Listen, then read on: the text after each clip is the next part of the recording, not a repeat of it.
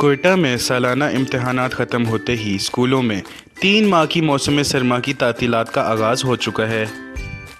بچے امتحانات کی تھکن دور کرنے اور چھٹیوں کا بھرپور مزہ لینے کے لیے فن لینڈ کا رخ کر رہے ہیں۔ سلائیڈز، جمپنگ ایریا اور کلرفل بال سے کھیلتے ہوئے بچوں نے کھل کر موج مستی شروع کر دی ہے۔ میرا نام انم زہرا ہے، میں پریپ کلاس میں پڑھتی ہوں۔ میں آج اپنے دوستوں کے ساتھ آئی ہوں، میرا اسکول کا چھٹیاں ہے اور میں بہت انجوائے کر رہی ہوں۔ جی میری اسکول کی چھٹی ہے 3 مہینے کی، اس لیے میں یہاں پہ کھیلنے آیا ہوں۔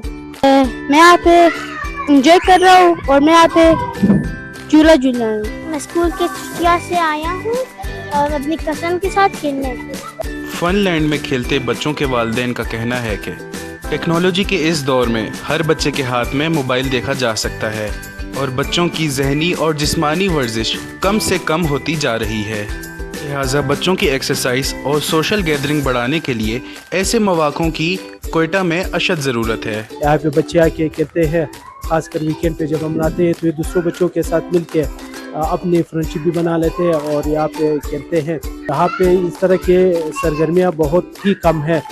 آج کل کے جو بچے اکثر گیمز وغیرہ کھیلتے ہیں، موبائل گیمز یا کمپیوٹر گیمز کھیلتے ہیں، تو ان کی نسبت یہاں پہ یہ اچھی صحت مند سرگرمیاں ہیں۔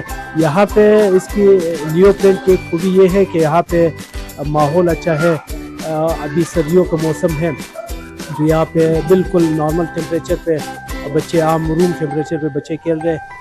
مہنگائی کے اس دور میں والدین چھٹیوں میں اپنے بچوں کے ہمراہ دوسرے شہروں کا رخ کرنے سے قاصر ہیں۔